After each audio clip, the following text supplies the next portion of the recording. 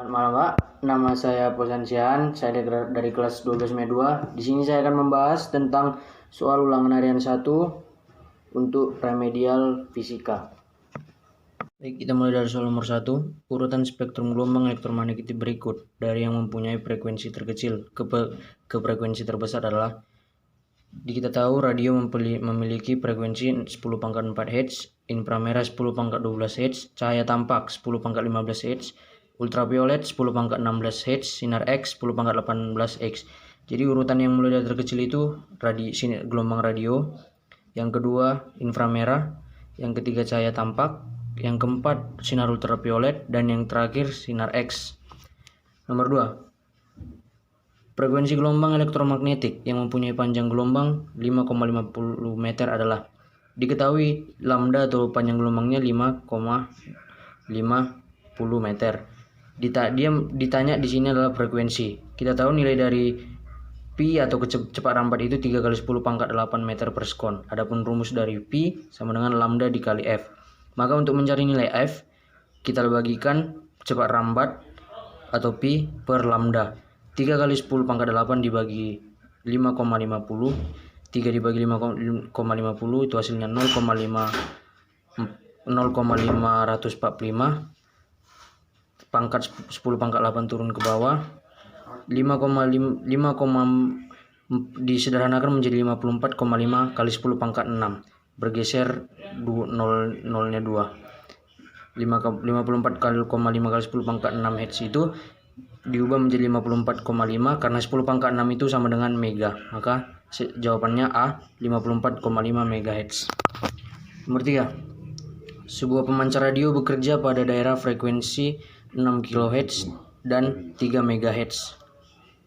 Maka rentang panjang gelombang radio tersebut adalah: diketahui frekuensi yang pertama itu 6 kHz dan frekuensi yang kedua 3 MHz. Ditanya lambda atau panjang gelombangnya. Rumusnya yaitu pi atau cepat rambat sama dengan lambda dikali f. Maka untuk mencari lambda, kita bagikan pi per frekuensi. Satuan pi itu bernilai 3 kali 10⁻8 meter per sekon. Untuk mencari lambda pertama, kita bagikan cepat rambat dibagi 6 kali 10⁻3 karena kilohertz.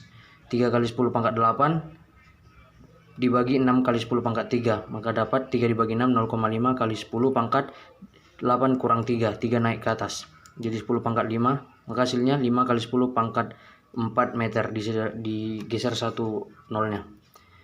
Lambda yang kedua itu 3 kali 10⁻8 dibagi 3 kali 10⁻6, 3 dibagi 3 itu 1, 10⁻8 dibagi 10⁻6 jadi 10⁻2 meter, maka rentan jarak panjang gelombang itu mulai dari 10⁻2 meter sampai dengan 5 kali 10⁻4 meter. Lanjut soal nomor 4. Perhatikan gelombang berikut. Yang pertama inframerah, yang kedua gelombang televisi, yang ketiga ultramagnetik, yang keempat sinar gamma. Urutan yang benar berdasarkan penurunan frekuensinya. Yang paling kecil itu radio 10⁻4 X, yang turun menjadi mikro 10⁻8 Hz, yang turun lagi menjadi inframerah 10⁻12 Hz, inframerah diturunkan lagi menjadi cahaya tampak 10⁻15 Hz, dan ada di bawahnya ultraviolet 10⁻16 Hz, lalu selanjutnya sinar X 10⁻18 Hz, dan terakhir itu yang paling turun sinar gamma 10⁻20 Hz.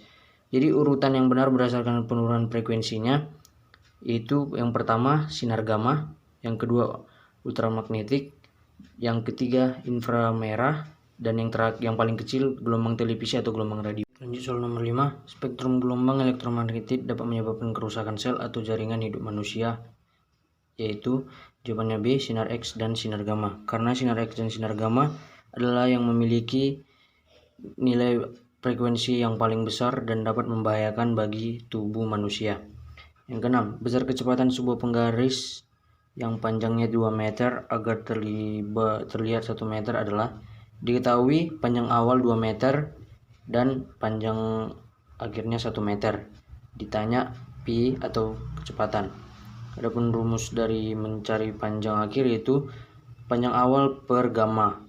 gamma itu sama dengan akar dari 1 per 1 dikurang P kuadrat per C kuadrat, atau bisa disebut, maka nilai gammanya sama dengan panjang awal dibagi panjang akhir 2/1 sama dengan 2. Maka nilai gamma 2 itu berarti 2 sama dengan akar dari 1 per 1 kurang P kuadrat per C kuadrat. Akar dipindahkan ke sebelah kiri menjadi 2 pangkat 2 sama dengan 4. 4 sama dengan 1 per 1 per P kuadrat per C kuadrat. Maka 4 itu 1 ini kan sama dengan C kuadrat per C kuadrat. Maka 4 sama dengan 1 per C kuadrat dikurang P kuadrat per C kuadrat. 4 sama dengan dikali silang 4 kali C kuadrat dikurang P kuadrat sama dengan C kuadrat. 4C kuadrat dikurang 4P kuadrat sama dengan C kuadrat. C kuadrat yang di sebelah kanan dipindahkan ke sebelah kiri menjadi 4 kurang 1. Maka hasilnya 3C kuadrat sama dengan 4P kuadrat. 4P kuadrat dipindahkan ke ruas kiri, 3C kuadrat per 4. Maka nilai 4 itu sama dengan pangkat 2 menjadi akar 3C kuadrat per 4. Maka nilai cepat rambatnya itu sama dengan C akar 3/2 meter per sekon. Jawabannya B. Baik, ke soal nomor 7. Perbandingan dilatasi waktu untuk sistem yang bergerak pada kecepatan 0,8 C dengan sistem yang bergerak pada kecepatan 0,6 C adalah, maka dari soal ini diketahui ada dua cepat rambatnya atau kecepatannya. Yang pertama P1 0,8, P2 itu 0,6. Ditanya delta T1 banding delta T2. Adapun rumus dari mencari delta T itu sama dengan delta T0 per akar dari 1 dikurang P kuadrat per C kuadrat.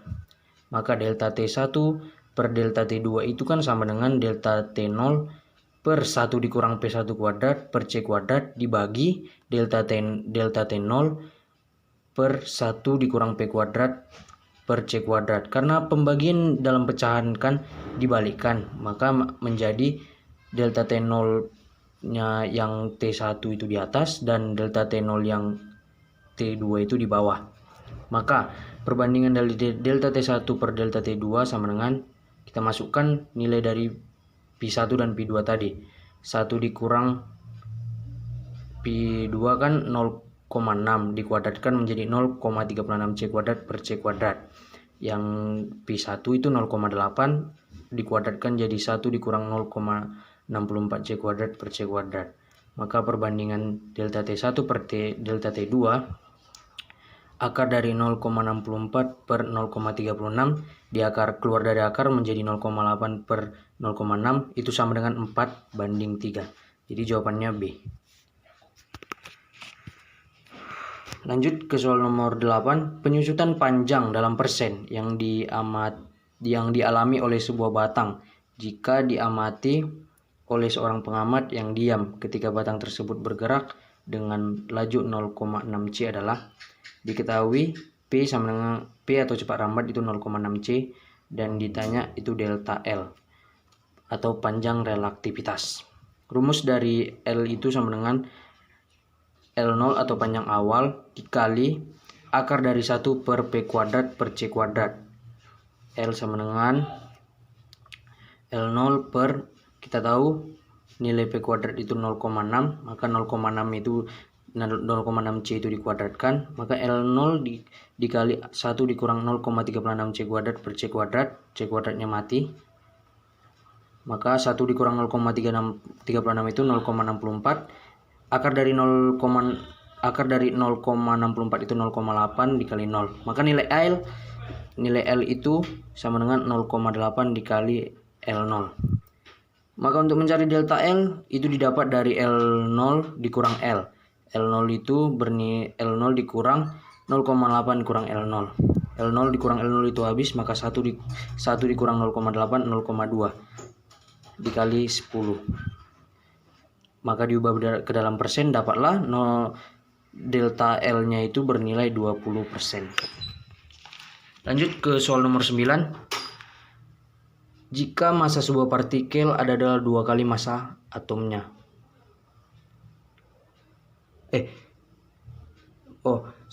Jika massa sebuah partikel adalah 2 kali massa diamnya, besar energi kinetik dan kecepatan partikel tersebut adalah, diketahui M itu sama dengan M0 dikali gamma. M itu bernilai 2 kali M0, disoalkan jika masih 2 kali, M itu sama dengan 2 kali M0 sama dengan M0 per gamma. Maka dapat M0 nya mati, maka gammanya sama dengan 2. Adapun rumus dari gamma itu 1 per akar dari 1 dikurang P kuadrat per C kuadrat. Tadi nilai gamma bernilai 2, kita langsung masukkan saja nilai gammanya 2. Maka kita dapat 1 kurang P kuadrat per C kuadrat, 1 ini pindah ke sini menjadi 1 per 2.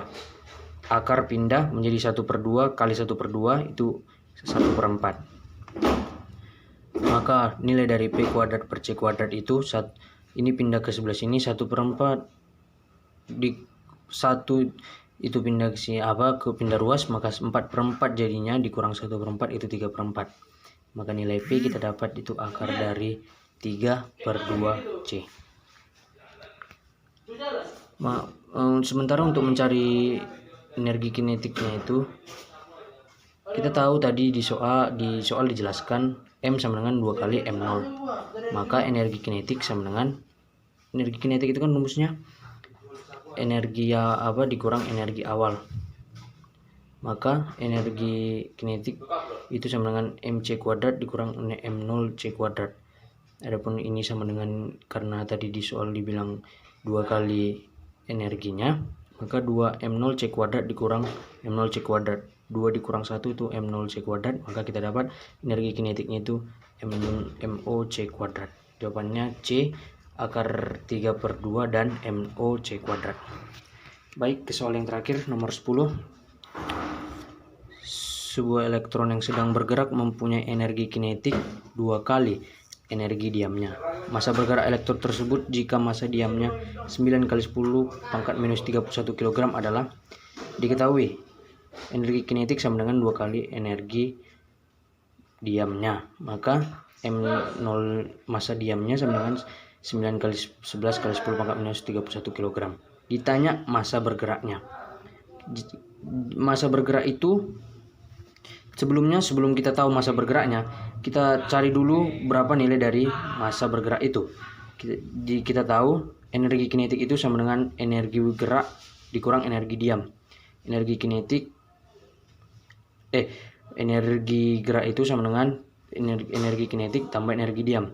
Maka energi bergerak itu sama dengan 2 kali energi kinetik. Karena di soal dikasih tahu energi kinetik itu 2 kali energi diamnya. Maka kita dapat energi geraknya sama dengan 3 kali energi diam. Maka kita pecahkan ke rumus, maka rumus dari energi bergerak itu sama dengan massa gerak dikali C kuadrat sama dengan energi diam 3 dikali massa diam C kuadrat. Maka energi di C kuadrat kita matikan saja, maka kita dapat massa bergerak itu sama dengan 3 kali massa diam. Kita masukkan ke rumus, massa bergerak sama dengan 3 kali massa diam.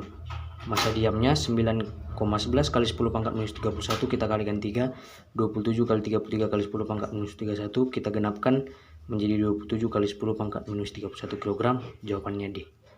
Sekian penjelasan yang dapat saya sampaikan. Mohon maaf apabila ada kesalahan. Terima kasih, Pak.